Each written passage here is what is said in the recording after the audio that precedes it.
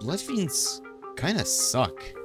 It's a statement that a good chunk of people might agree on, but why exactly is that?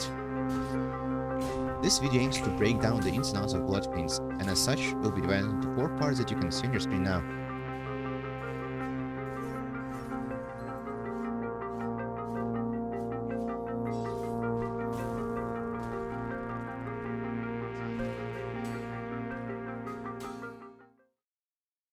So let's start with the basics. What is a Bloodfiend?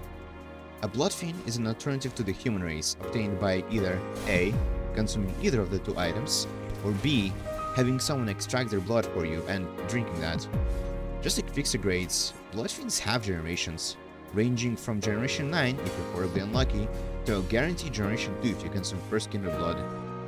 If you chose path B, however, your generation will be equal to the generation of the person who extracted their blood for you minus 1. So for example, if a Generation 3 Bloodfiend extracts their blood and you drink that, you'll become a Generation 4 Bloodfiend yourself. In order to extract your blood, simply talk to Aima during permadeath times and ask her to draw your blood for you. The first time will be free, but after that, you'll have to grip a grade 1 during permadeath to be able to do it. Just like fixer grades as well, you have the option to become a higher generation. To do that, you'll need to do contracts like usual until your character says something like the lines of quenching his thirst whenever you join the server. Think of the infamous, "I should go get my fixer grade evaluated," but for Fiends. Once that happens, you'll need to utilize your special grip on either a higher generation Bloodfiend or a fixer whose grade is higher than your current generation. How to utilize said grip? Just grip without a weapon out. On that note, this method of killing enemies or NPCs will also grant you a certain amount of bloodfeast and stored blood, but we'll get to it later. Long story short, you always want to be a Gen 2 Bloodfiend.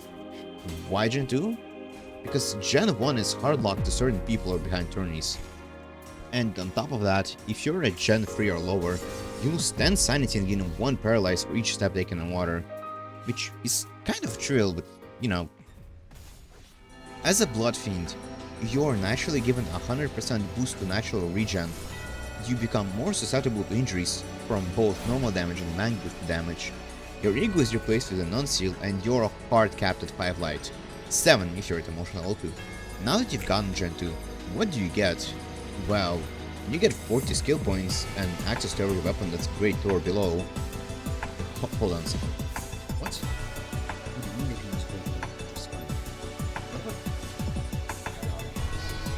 Never mind, scratch that for now, I guess. Now, some of you might be wondering, but don't normal fixers get up to 50 skill points? And that's the point where we very nicely transition to part 2, aka why playing Fiend just isn't fun.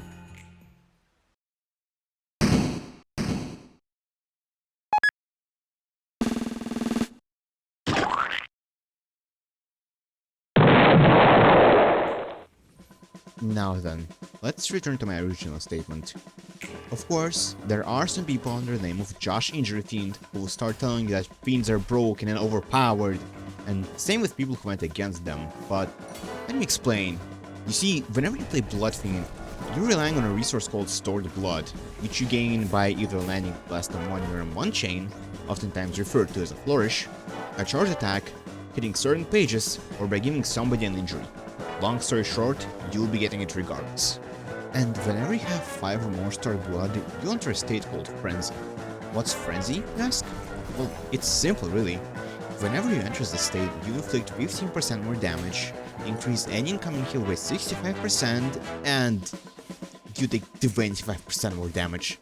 25. For reference, it's like wearing a 1.2 resistance outfit, except for every damage type. And it stacks on top of resistances, meaning that on a bad day you can be taking 55% more damage from any blunt attack, on top of you already having 40 less HP than a grade 1, and your enemy having Mang, which can amplify their damage against you by 1.3 times, and then the dice modifiers and stagger damage multipliers.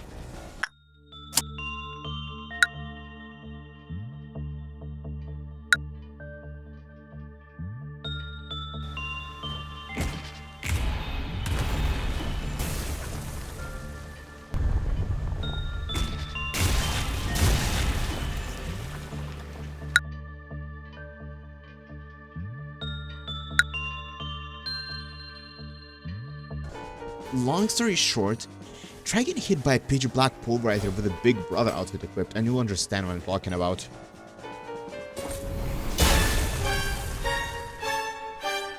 Now, when you have 5 or more started blood, you enter a frenzy state, yes. But whenever you go above 5 stacks, they'll start decaying. And when they decay, they'll provide you with healing and restore all injuries immediately.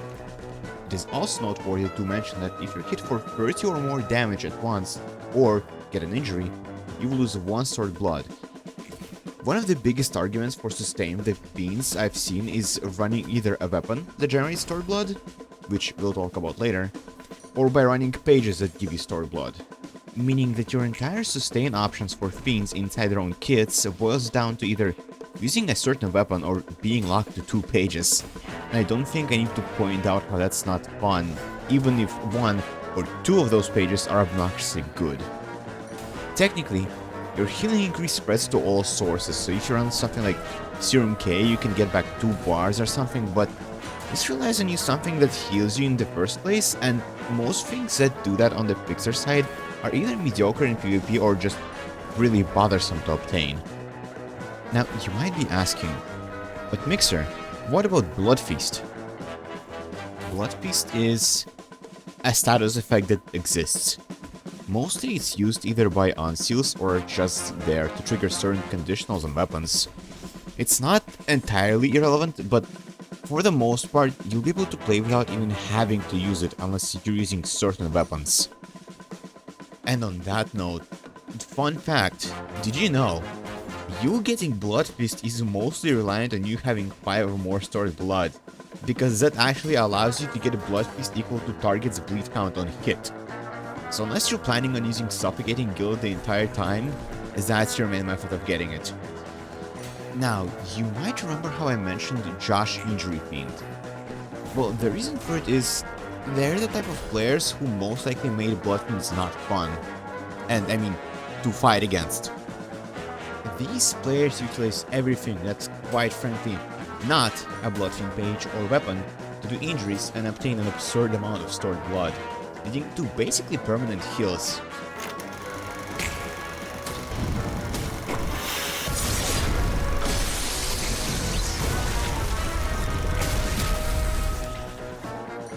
If you have ever went against a build like that, you most likely understand how unfun it is and why the players are so frustrated with this playstyle, and why they oftentimes call Bloodfiends overpowered.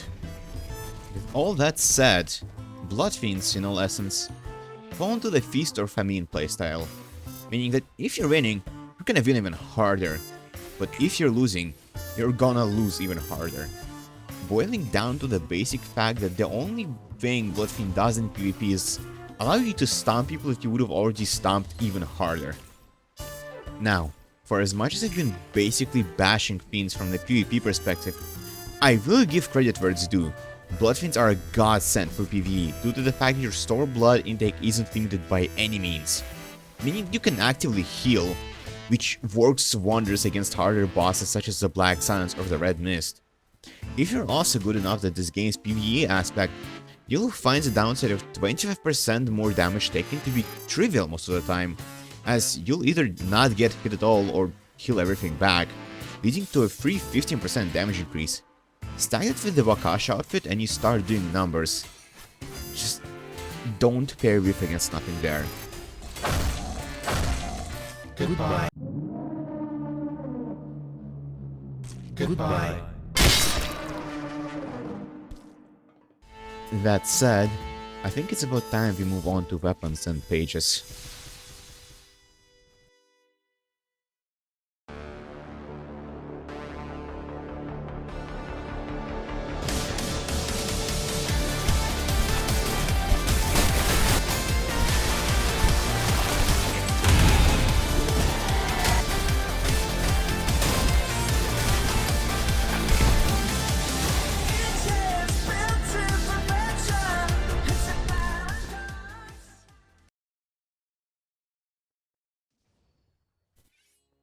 The Bloodfiend weapons they're an actual disaster.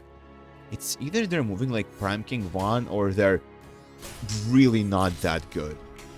There is some in between for them, but if you see someone using set in between, it's most likely because they can't use the better version yet. Another highlight of the Bloodfiend race that I neglected to mention so far is that your Unseals can power up some of your weapons, giving them different stats and a different critical. Which sounds cool on paper, but in practice it's a painful experience. Not to mention that this is only a thing for like half of them. Let's go over these weapons to understand what we're dealing with here. We have 2 lance versions, 2 scissors versions, 2 blade versions, 2 staff versions, 3 fist type versions, parasol, and polearm. Let's start off with probably the biggest offender of this entire cast, the lance. This weapon is like kind of okay, maybe. It's a heavy weapon by default, so you're automatically crippled in PvP, but aside from that, it makes it bad. A lot. The base crit is very iffy in terms of being used since 1. The hitboxes when you try to turn it back are questionable.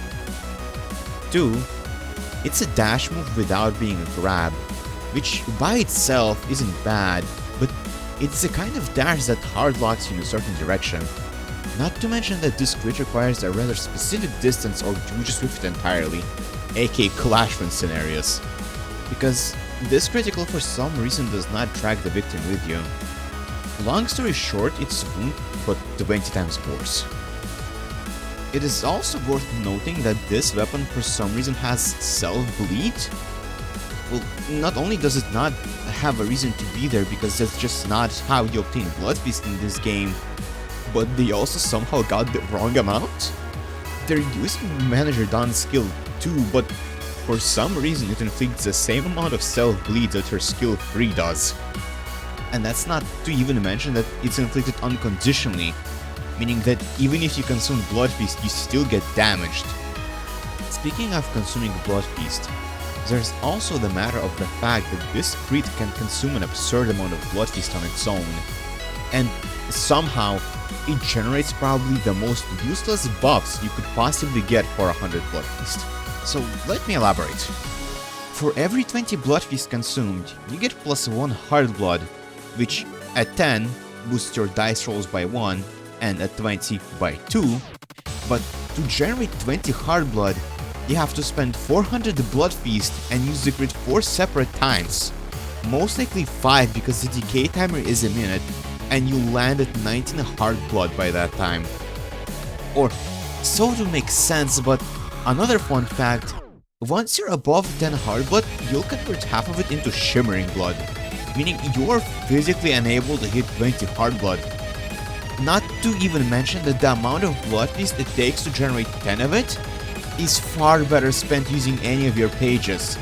For example, you could have used 75 on Wound and give it +3 dice up with a potential Bloodfeast refund, or just consume 40 on Topple to also get +3 dice up that can also refund a Bloodfeast, or Suffocating Guild, which gets +1 dice power from just having 100 Bloodfeast, on top of generating more.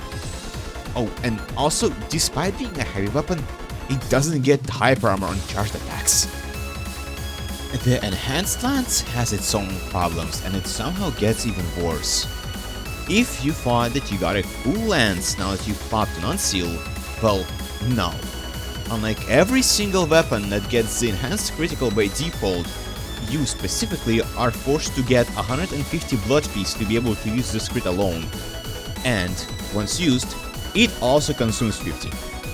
And unless you have been pre-farming your Bloodfeast, you might have ran into a small problem when trying to use it, because until you have said 150 Bloodfeast, you're stuck with a normal crit, which, in case you forgot, consumes up to 100 Bloodfeast per use, meaning that you have to stop using it entirely if you want to save up for the enhanced critical. It also has the same problem that you're forced to gauge your distance properly. This time it's less relevant due to bigger hitbox, but it's still a thing. The enhanced crit has quite frankly a very long bind-up, and you'd think that for a crit that has such a long bind-up and that consumes so much resources to even use, You have some good properties in it, but unfortunately it doesn't even have a dodge bypass or a guard break, which also in turn means that it's very easy to get out of without even needing to parry. Oh, and also for some reason it still has stance self-inflicted bleed. Now, thankfully, the crit has two separate damage modifiers, which, funnily enough, wasn't even publicly available info until I got to this part in the script. This was discovered and tested by a kind wiki worker who was already correcting some mistakes on the hardbot lands that I reported previously. Now, the damage modifiers are 2 times for the first 3 dice and 1.2 times for the final dice, meaning that at max rolls you deal 87 damage without external modifiers. On paper this sounds absolutely great, but even if the move itself parry baits, it can be easily avoided with 0 effort. And as if all of this wasn't enough, it doesn't even have full hyper armor or true stun. And even if it does, since it's not a grab, you can get cancelled by literally anyone mid-crit as long as they just sneeze at you, which not only cancels your crit, but also hard blocks you in a direction for a solid minute or two. As it proudly displays this clip of an NPC dashing out of my crit after I landed it, cancels the said crit, which in turn hard locks me into looking in a singular direction, and then grips me from halfway across the map because, I don't know, skill issue for landing my critical?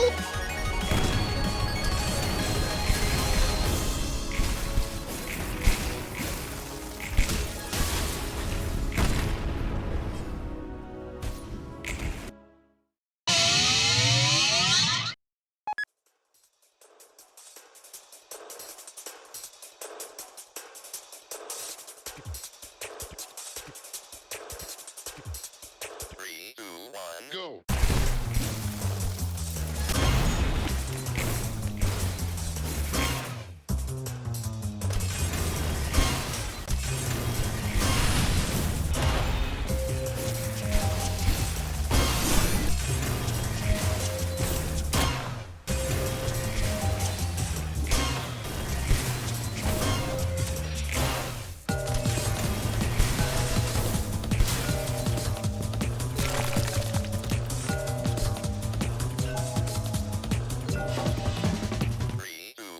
Go!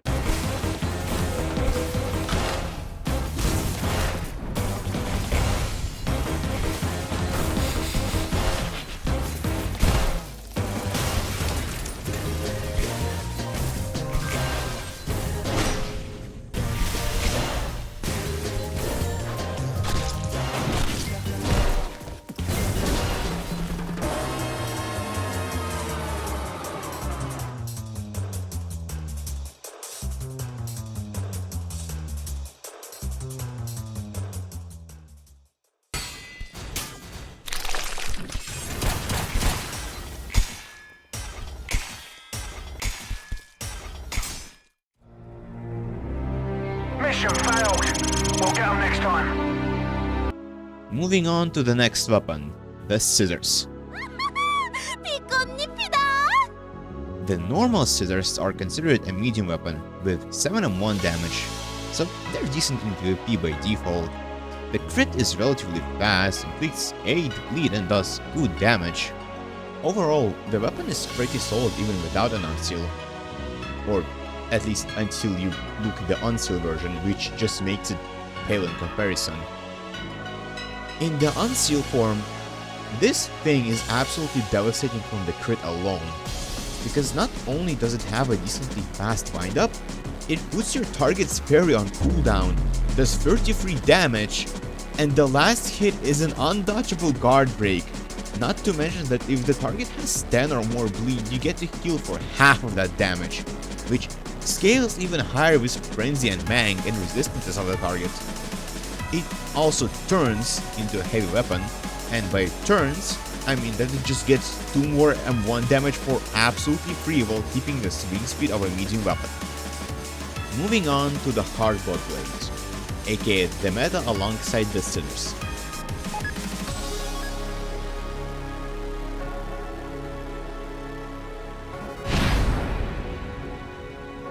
The blade itself is considered a medium weapon. The base crit version inflicts 10 bleed, is a grab, and grants you 1 stored blood. Oh, and on top of all that, it also auto-executes. And then you give this thing an Unseal. This time, it actually becomes a proper heavy weapon by getting an M1 wind-up increase alongside the increased damage. So, what changes about the crit?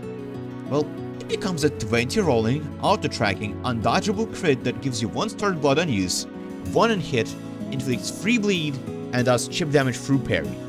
Simply remarkable. I don't even think I need to say anything else. Moving on to the staff, aka the cheese game. Long story short, this weapon makes you club yourself. How? You inflict 10 bleed on yourself and get 30 bloodfeast in return. The only way to actually negate this is by having 250 bloodfeast. In which case, assuming you don't get cancelled or parried, you can heal 10% of your HP. Obviously, needless to say that without free farming, you're not getting that in PvP. But why did I call it the Cheese King? Well, look at this peculiar line. On the third dice, you get +1 value power up for every single one of its hits if the target has at least 2 bleed. That caps out at 8, and with 8, it doesn't exactly seem like a big problem on its own, which it can be. But the real moment where it shines with this is when you get the Hard-Blooded Whip, aka the Unsealed version, where this effect is present 2 separate times and with a cap of 10, meaning you can get 20 dice up for landing this crit. And if you're quick on your feet, you can utilize a move with said dice up to deal absurd amounts of damage. This cheese can work both on players, if they parry with, giving you the ability to either one-shot either of those, or heavily cripple them. The rest doesn't even matter, honestly.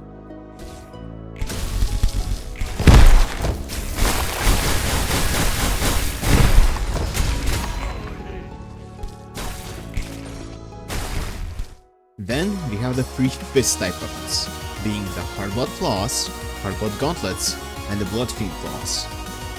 Both Hard-Blood weapons aren't really anything to talk about, considering that they share the same crit. But the Bloodfiend Claws have something going for them. Their crit is a 16 rolling, hits grounded, unblockable auto-execute that can be area of effect as long as you have at least 100 Bloodfeast. Not to mention that each target hit by this gives you 1 stored blood. Very solid crit. Now the Parasol, aka the absolute king of PvE.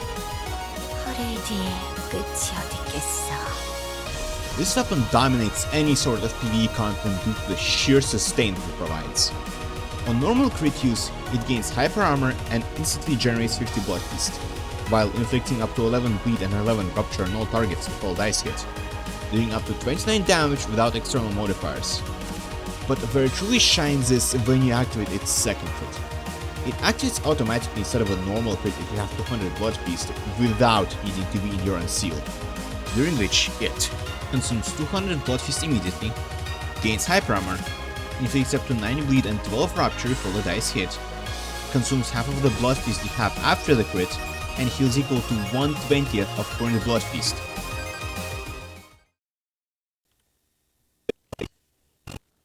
After the crit, and heals equal to 1/20th of. Okay, I didn't want to check until now, but that doesn't seem right. Hold on.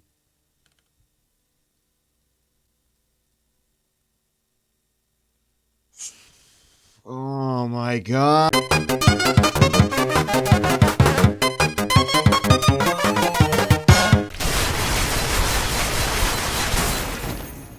Unlike the whip, the crit doesn't get cancelled on parry, so your heals are guaranteed in most cases. Notice how this weapon that greatly benefits from Bloodfeast carries its own Bloodfeast generation on its back without having to rely on anything. And finally, the polearm. 보거라, 이것이 진정한 왕자의 행진이다. This weapon is good in both PvE and PvP. The main reason for it being this way is because it's a medium weapon, which, is good enough by itself, but it also has great clashing numbers alongside hyper armor. And to top it all off, it also gives you 1 stored blood on each dice hit. It's simple, but it's pretty effective. And while we're here, let's also touch up on the Unseals that are given to you instead of your ego manifestation. Currently, there are a total of 3 Unseals available to Bloodfiends: the Prince of the Parade, the Manager of La Manche Land, and the Founder of La Manche Land. First, Prince of the Parade. Honestly, it's an easy to understand and overall effective Unseal.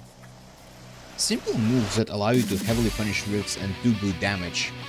Prince of the Parade, the move, unblockable, doing up to 38 damage and 10 bleed. Triple Blood, being an undodgeable, unblockable grab that feeds you 1 stored blood and inflicts 12 bleed with a max damage of 22. But where it gets more interesting is the Manager of La Manche Land. Let's go to the first move, Sanguine Joy.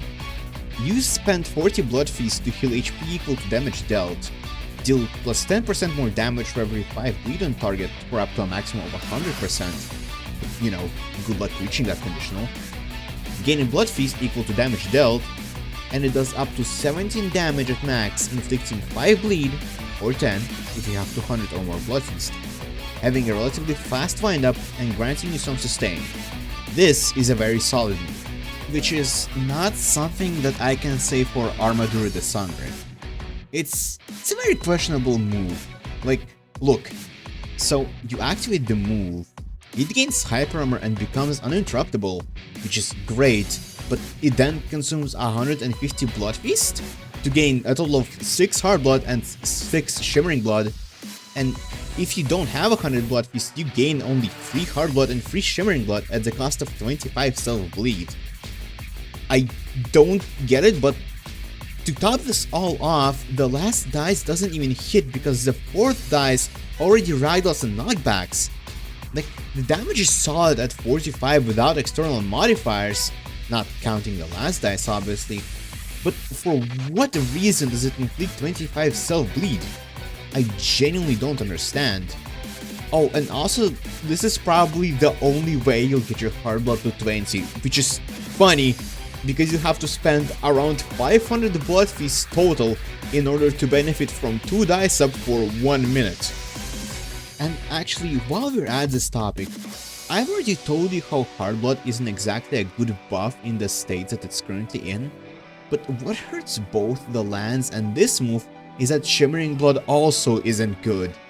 The only thing that it does is inflict 1 bleed on the attacker when you're hit. Technically, it could have been good if you just got M1 and then you immediately punished them with something that would benefit from the enemy's bleed count, but bleed by itself has a 5-second decay timer. Not to mention that if you're getting hit, you're most likely getting hit with pages as well, which obviously doesn't let bleed stack in any capacity. And as if all of this wasn't enough, each stack of Shimmering Blood has 15-second decay, meaning that it's not even going to last that long. And now that that's out of the way, let's move on to the last Unseal, which is also kind of in a weird state. The Founder of La Manche Land. First move, Desire for Blood. It's a very solid move in PvP that allows you to heavily punish any parry whiffs from a decent range alongside just doing good damage. 50 without Blood Feast. But as a bonus, if you have 150 Blood Feast, 3rd and 4th dice become unparryable and your total damage raises by 4. In PvE,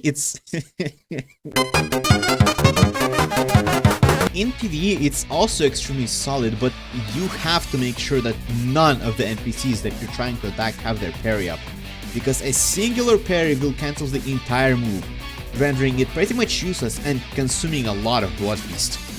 Second move, Ascendant Don Quixote Hardblood Arts, the Sphere. This move is in a weird state.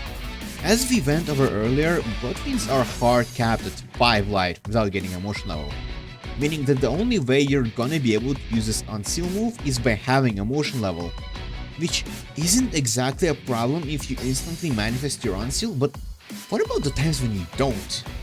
Your emotion level can run out in mid-Unseal, leaving you with only a singular ego move to use. But putting that aside, if you're able to use this move, it's pretty good in PvP and it's kind of mediocre in PvE. Assuming you land the first hit and have 100 or more bloodfeast, the second dice becomes completely unparryable, meaning the move is guaranteed. On top of that, you will consume up to 50 bloodfeast to increase your damage by 15%, leading to a total max of 50 damage. Yes, the same as previous move. But unlike the previous move, this one inflicts 14 bleed. Now you might be wondering why I said that this move is mediocre for PvE, and the reason is quite simple. If you're trying to wipe out a bunch of NPCs, then you'll only deal full damage to one of them, while the rest will literally just run under you and ignore half the damage because they'll only take damage from the final explosion. But if you're using this on some bosses like the Red Mist or Garyon, then it's a really good damage dealer. Bonus point to this move for awesome ragdolls. After going through all the Unseals, I will note that the Bloodfeast can provide good buffs for 2/3 of them, or rather, some of them can't really function to their full potential without having enough Bloodfeast, which I can really appreciate. And now that we went over all the weapons and Unseals, I'll reiterate my point once again. Playing as a Fiend sucks, but I'm not calling Fiends bad. See, there is an intricate difference between Blood Fiends being simply unfun to play because you're forced into the glass cannon playstyle no matter what you do, and between being effective at what they're currently supposed to do. Because for as much as you're forced into being a walking glass cannon, you can also do an absurd amount of damage, assuming you use the right loadouts. With everything analyzed, it's pretty visible that Bloodfiends rely entirely on their frenzy mechanic and Unseals to work even at their baseline, let alone to their fullest. Fiends in Limbus itself are portrayed differently in their entirety. They never wore glass cannons that were squishy. They were IDs and enemies that focused on a permanent ramp-up mechanic and their sustain, with damage coming in as a secondary factor once they ramped up fully. On top of that, they always had Bloodfist as their core mechanic, which is what people like them for, unlike Archived, which focuses entirely on stored blood, most likely due to the fact that they were made when Cassetti dropped, who used that as his main mechanic. So this begs the question, how do we fix that?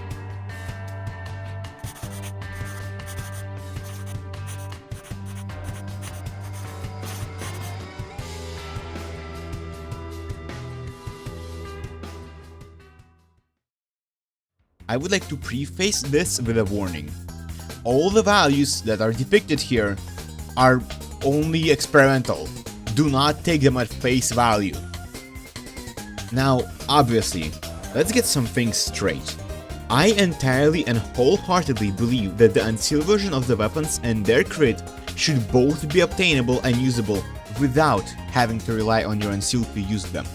Obviously, that statement comes in mind with proper balancing for each weapon, because I can already see the victims of Scissors rioting. This change alone will make the Bloodfiend's arsenal that much wider and more fun to use. Obviously, I'm not gonna go over how to balance every single weapon here and will instead leave it to the balancing team, since I would hope that they know what they're doing better than me. But putting that aside, here's what I propose.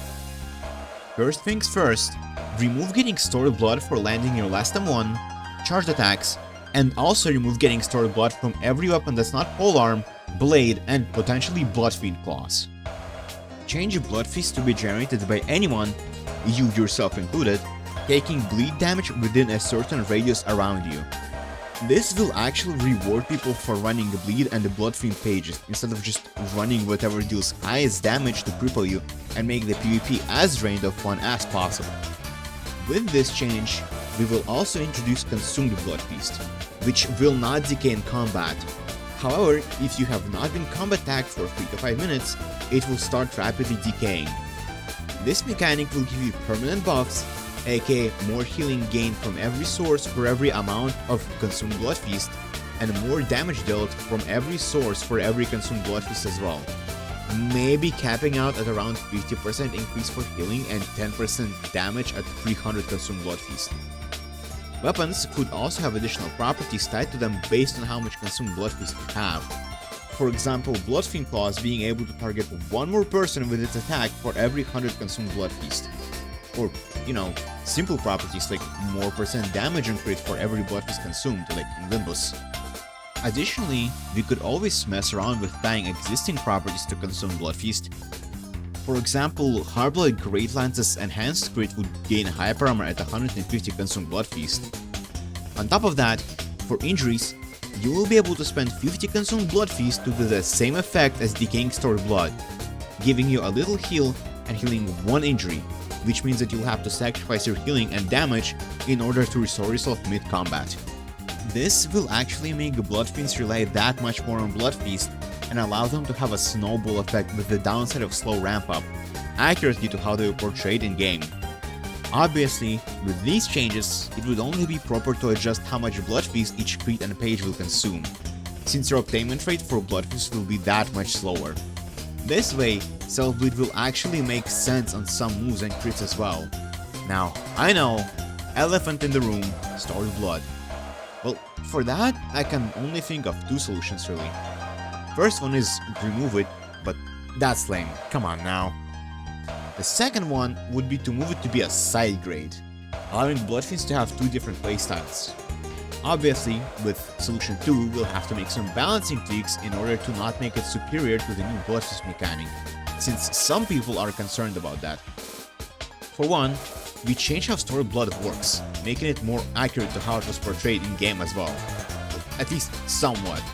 I still want to accommodate for people who enjoy the glass cannon playstyle that's present currently. The 65% healing increase will be removed entirely, meaning while you can regenerate your injuries, it will not heal you nearly as much anymore. Stored blood will now only decay at the press of the button, and only if you have 9 or more of it.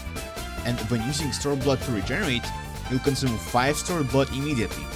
Upon consuming said stored blood, you will enter a frenzy state that will give you +2 dice up for 1 minute and will make you inflict 1 bleed count per M1. That said, having stored blood instead of consuming it will also have its benefits, aka for every stack of stored blood that you have, you'll take 2.5% more damage and deal 1.5% more damage. In other words, you'll be able to deal 15% more damage and take 25% more damage at 10 stored blood stacks, which is the same thing that the current Bloodfiend does at 5 stored blood stacks. One thing to note is that if you have stored blood, you'll be unable to consume Bloodfeast, meaning you won't be able to benefit from the passive bonuses of consumed Bloodfeast to prevent absurd stacking. With all of these changes combined, I believe that it will be fine to remove a lot of built-in downsides that Fiends have, like being unable to use grade 1 weapons, having 20 less HP than Fixers whose grade is equal to their current generation, or being limited to 40 skill points, since they will be vastly different and will most likely not have the same problems that are plaguing the current Bloodfiend playstyle. However, I do think that it's a good idea to keep Bloodfiends more susceptible to injuries, since that way you are actually encouraged to use the restoration mechanic instead of, you know, just never using it. And that about wraps Our time, Encore. You can tell I love this game when I use Mr. Unseals. So this will be a lot less heavily edited, unlike the rest of the video, since this is mostly just me correcting information that changed after the Apprentice update or later. Far easier to do this than removing or re-recording half of my script. So first things first, Sin Resonance. Yeah, it blows. This is what they removed the Bloodfeast Resonance for. Eco Gifts also just screwed over half the things I was talking about, and now people can make a glass cannon playstyle by just using Shatterbound Cannon or Equalizer with the Big Brother outfit with literal 0 downsides of being a Bloodfiend. So that sucks. I can't even stick to the statement of Bloodfiends not being inherently bad anymore because you can literally just equip the Bongi plush to get a free 15% damage boost. The one upside from this is that you can use the Volatile Fluid gift to get permanent Unseal, so that's cool. Scissors were apparently always a heavy weapon, meaning they literally have an inbuilt Silver Watch case gift. Fun! They got the dice up cap, and now the max dice value of any page is 2 times the original dice roll, which, in hindsight, is good for games PvP, but it's another gut to Bloodfiends and PvE. They replaced one of the Princess Unseal moves with the heavily nerfed version of that one healing move that boss has used. Oh yeah, Dar is also planning to remove borrow dice into a singularity that lets humans use Bloodfiend Unseals. So now the only thing unique to them is literally their pages and weapons, unless he makes those usable too.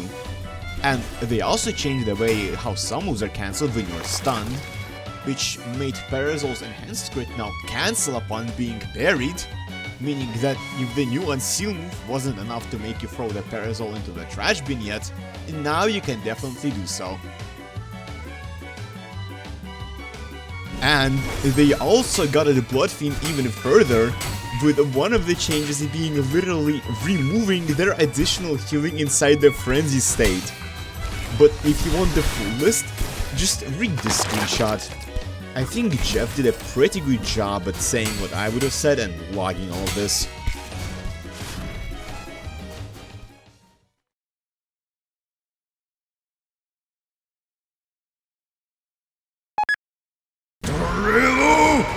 Revive the Bloodfiend Society, and my life is yours!